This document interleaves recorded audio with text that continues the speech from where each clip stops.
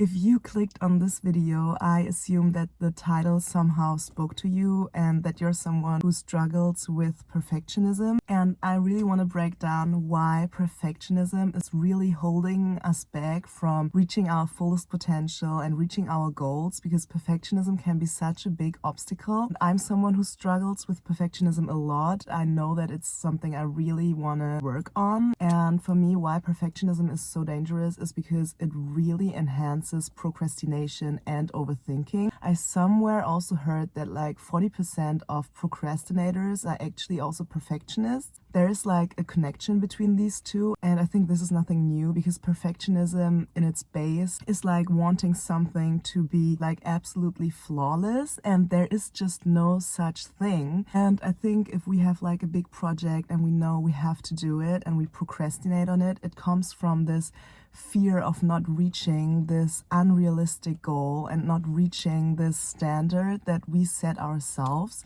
And in this case, procrastinating is just a way to protect yourself. It's like self-protection, because if you don't start, you don't have to face the possibility of failing. It's really this fear of failure. The problem is that we have to get it done in the end, and the longer we wait, the harder it actually is to reach a good level. So it's like a very vicious circle, and this procrastinating and this fear of failure sometimes can also look like over planning, reading a lot of books on one topic, but not really starting, making the setting perfect. Like there are so many ways we can overthink and we can overanalyze, and what it does in the end, it makes our imaginative outcome even more perfect and even harder to achieve, and we can get actually stuck in paralysis. And I think what perfectionists have to realize from the beginning is that the fear of failure is always a greater loss than actually failing. So it's always better to just try and fail and know that you failed than to never ever try. And I think what we all have to realize is that procrastinating is its own form of failure, because you're just holding yourself back, and that you already fail when you overthink and procrastinate all the time, even more than if you just get started. And I think the worst part is the longer we wait, the harder it actually gets to take action, especially in the creative area. It's just good to take this momentum and just to go with it without, waiting too long. And I read a quote somewhere, and it was like, something that requires action can never be solved by thinking.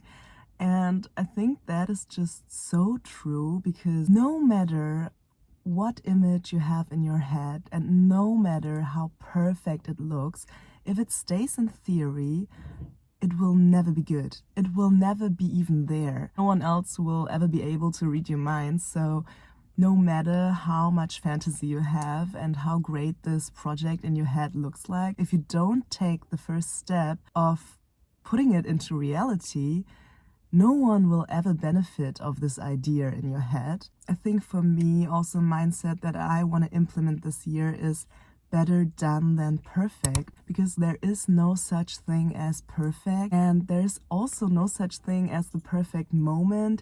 You will never be ready to do this thing that you want to do. Let me say this like this, because there will always be something in your way. There are always circumstances that could be better. You could always be a little bit more far in life. Let me tell you this, there is no perfect moment to start. The moment is now. It's literally better to put anything down on a blank paper than to put nothing down. What I also think is so important in like growth is that you have something in your hands, you have material that you can review, that you can work on, and you can look back on. Because if you never start, and if you don't have this foundation, if you don't have anything that you already did, how are you ever going to be able to grow? So you really need material, you need things that you've done already to grow and to become better. You can never build something further if there is nothing in your hands. Better to have a canvas with a few lines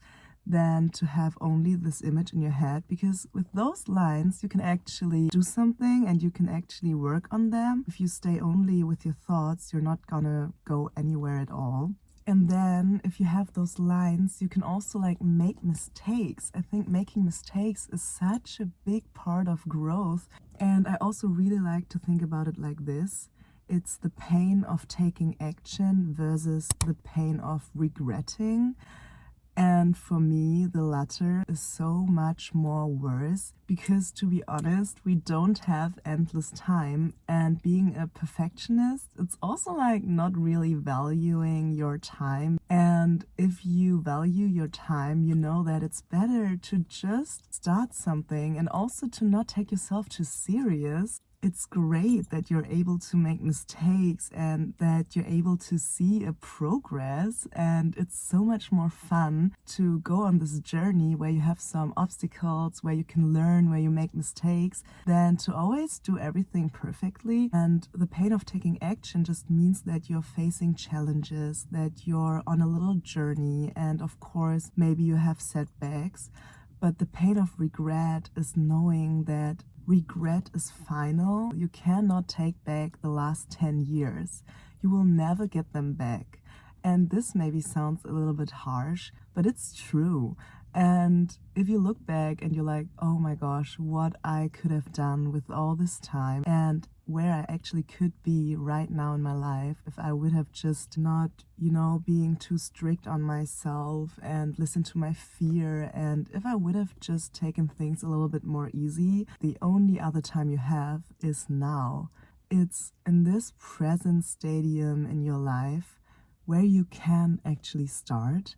And I think this is also important, to not be too regretful or like looking back all the time, being sad, but to realize that, okay, I won't get this time back, but still, when I look ahead, there's so much time left. And each day can teach us so many lessons. And the best thing you can do is to just say, okay, I have this time on my hands now. Look forward. Progress is always better than standing still. And even if you look back and it was like a very messy ride and you had a lot of highs and lows, it's way better than to look back on stagnation. And yeah, I also have to tell this myself. So this is also like a little TED talk to myself. But another thing that I really resonate with is that you already have it all. What I don't like about perfectionism is that there's like this end goal, and perfectionism usually really focuses on the end goal. But in my perspective, it's way less about this end goal than about the journey. And if you think about it, for example, if you're making music or you're an artist and you really have this vision of this great song, you want it to be popular, and in the end, even if you get there, then there's the next big goal that you will want to achieve. For me, I think to really realize that you're already doing it. You are already where you want to be by making music, by sitting down, taking the guitar or the piano and already bringing in your tunes. This is it. So to focus more on the action and the journey and to be grateful for what you already have and what you're already doing, it's such a good mindset shift because it puts you out of this future thing and this long way that you see ahead of you to just being happy and grateful in this present moment and already embracing this life that you imagine for yourself. Because if we do the things that this future us does in our vision, if we just do them right now, we're already there. Because it is always, and it will always be about the action and the doing. I think this is also a very wonderful way to look at it. And I think if you're also in this frequency of just being grateful for where you are right now and of knowing that you're exactly where you're meant to be and that everything aligns into this moment, then you're also acting out of this positive and, thankful frequency. And I believe that the chances of being good or better at something are also higher if you act out of this frequency. So I think it's like a win-win situation. You will always attract the things in the same frequency as you are in right now. I'm such a big believer of that. And of course, you also need systems to reach your goals and habits. But in the end, it's always good to come from a place where you truly feel like you already have it all and where you can see how far you've already come. I really hope that you're not too hard on yourself and that you give yourself the freedom to just try things, to just go with the flow and to just embrace the journey. Don't overthink it too much. Start in the moment that lays ahead. Do not put too much pressure on yourself. Just try to enjoy the ride and also see the fun in it. It's actually such a privilege that we can try things out. Thank you so much for watching this video. If you liked this video and this format, maybe you will also like this video right here, where I talk about overthinking and my strategies to stop overthinking in the moments that we're doing it. So yeah, thank you so much for being here and see you in my next one. Bye!